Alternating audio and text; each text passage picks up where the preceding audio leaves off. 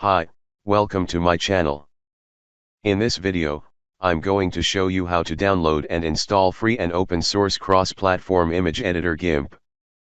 You don't have to fork out hundreds to thousands of dollars for a professional image editing software. First, we will search for GIMP in your browser. I'm using Google Chrome for this. Look through the result and normally it is the first result or address show gimp.org. You can just click on the search result. The website have lots of information. Once done, click here or click the download tab. Next, scroll down to choose your preferred download choice. Your downloaded file will appear at the bottom left of the browser status bar, which I have already downloaded in advance. Click on the downloaded file to start the installation.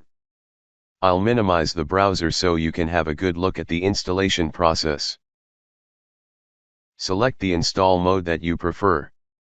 Now select your preferred language choice and click OK to continue. On this window you can click Install or go to Customize button for more option. I'll click on the Customize button. This is the license agreement window. You can scroll down and then click Next to proceed. I'll keep the default installation directory. Over here you can select your custom installation components. Click Next to continue. Click the Create Desktop icon checkbox and Next to continue.